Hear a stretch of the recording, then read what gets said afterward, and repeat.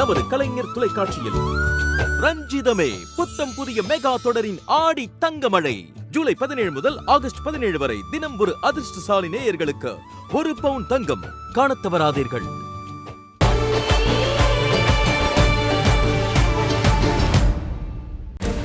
உன் தங்கச்சி தான் நாங்கிறது இல்லாத ஒண்ணா? மனசார அதை ஒத்துக்கிட்டு இருந்தா நான் ஏன் இப்படி பைத்திய மாதிரி அலையணும்? உங்களை எல்லாம் நான் தொந்தரவு செய்யறது அந்த உரிமையை முறையா வாங்கிக்கத்தானே. மாயா, சக மனுஷங்களை எப்படி நேசிக்கணும், எப்படி பாசம் காட்டணும்னு நீ எங்களுக்கு டியூஷன் எடுக்க வேணாம். உன் பிரச்சனையும் அப்படிதான். இந்த அக்கா தங்கச்சி உறவெல்லாம் இத்தோட நிறுத்திக்கோ. இதுக்கு மேல என் பசங்க கிட்ட எதையும் சொல்லி குழப்புற வேலை வச்சுக்காத. வாங்க போலாம். ஒரு நிமிஷம்.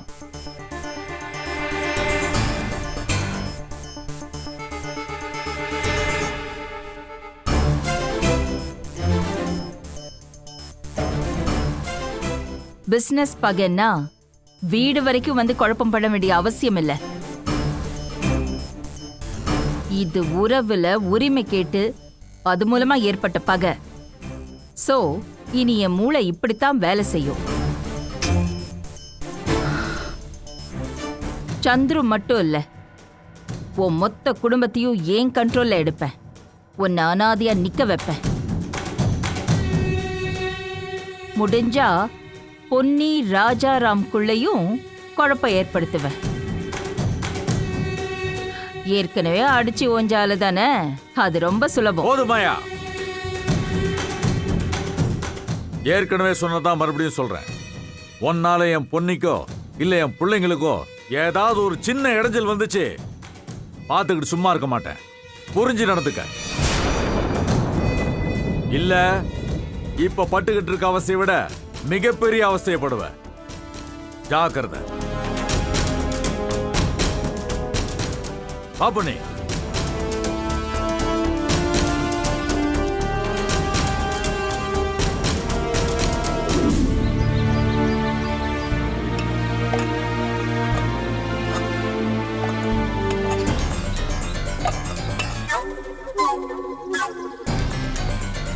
தாத்தா. அடடே வாசுதியாவா, எப்படிடா இருக்க? நல்லா இருக்கியா? எல்லாரும் நல்லா இருக்காங்களா? நாளைக்கு நானே உங்களை நேரில் பார்க்க வரலான்னு இருந்தேன்.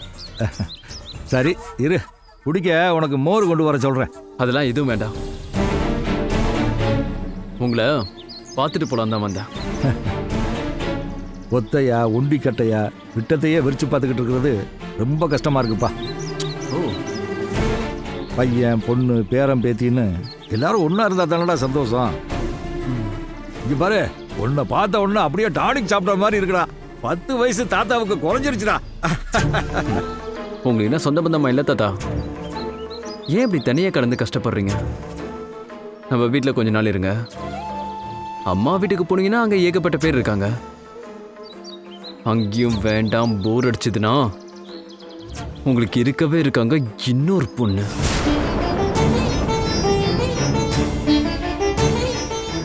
அவங்க வீட்லயும் போய் கொஞ்ச நாள் இருக்கலாம்ல.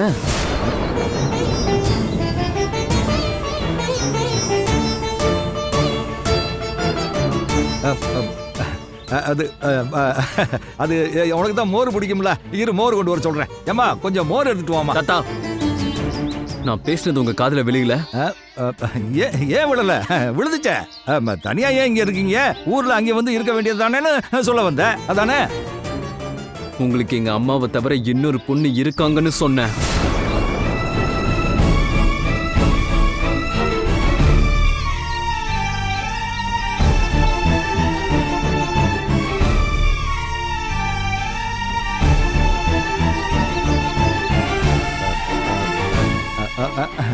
நான் அப்படியா சொன்னேன்? நான் கவனிக்கலையப்பா. தம்பி பொண்ணு, பங்காளிக பொண்ணு எல்லாருமே எனக்கு பொண்ணுங்க மாதிரி தானே. அப்படி பார்த்தா உனக்கு 7-8 சித்தி இருக்காங்க.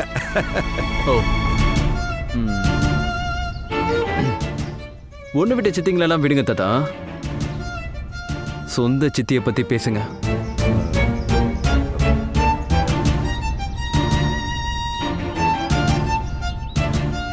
அது ஆனா உங்க அம்மாவுக்கு சொந்த தங்கச்சி முறையில் அப்படி யாரும் இல்லையே. சரி, அப்ப அந்த மாயா யாரு?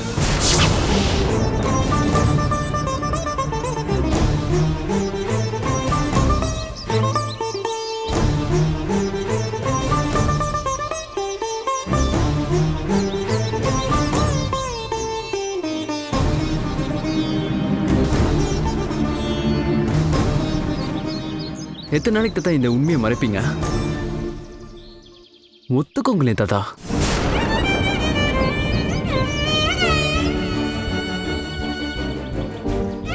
உங்களுக்கு இன்னொரு மனைவி இருந்திருக்காங்க.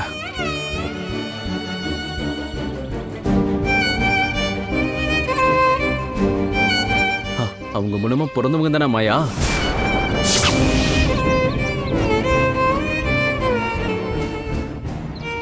கரெக்டா?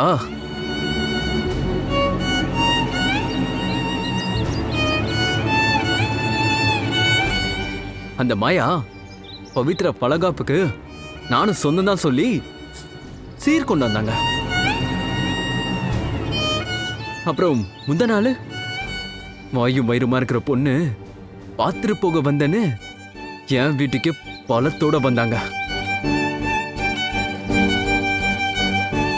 எனக்கு நீங்க யாரு எதுக்குன்னு கேட்டப்போ அவங்க நான் உன் சொந்தக்காரின்னு சொன்னாங்க. ஏன் தாத்தா உண்மையை சொல்லிருந்தீங்கன்னா அந்த மாயாவோட சொந்தம் கொண்டாடுறதா இல்ல பகைய பாராட்டுறதா நாங்க முடிவு பண்ணிருக்க மாட்டோமா?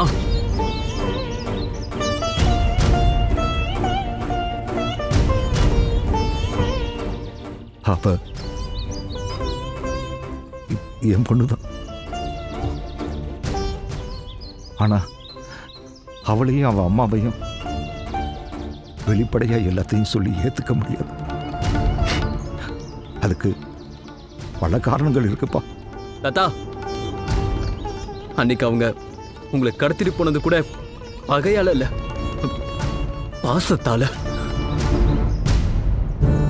உங்களை அவங்க வீட்டுல வந்து இருக்க சொல்லிருக்காங்க, சரிதானே? அவ சொல்லிட்டு தான் இருக்கா அவ வீட்டுக்கு வர சொல்லி. அதெல்லாம் சரிப்படாதுப்பா. போதும் தாத்தா, சொந்தமும் உறவும் தான் ஒரு மனுஷனுக்கு பலம்னு பாய்க்கிலேயே பேசுவீங்க. ஆனா சொந்த பொண்ணை ஒதுக்க வச்சிருவீங்க. இந்த காலத்துல யாரை நம்புறதுனே தெரியல. டேய் சூர்யா, டேய் சூர்யா, டேய் சூர்யா.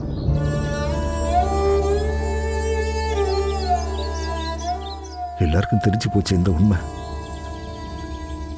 இதுக்கெல்லாம் காரணம் அந்த மாயா தானா?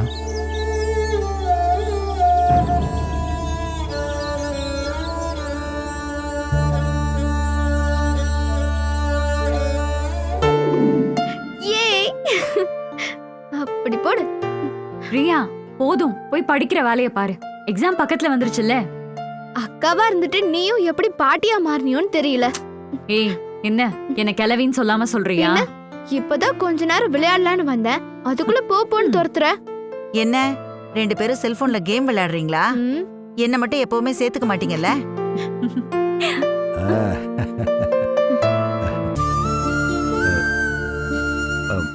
பிரியா, என்னம்மா ஸ்கூலுக்கு போகல, வீட்லயே இருக்க?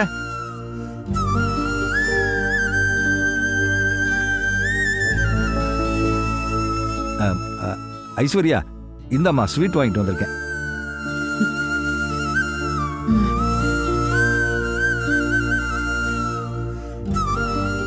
பிரியா, வா போலாம்.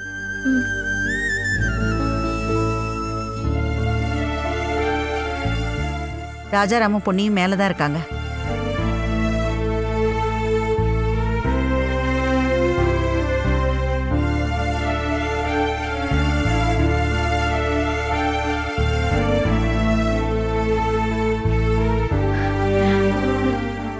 அப்பா,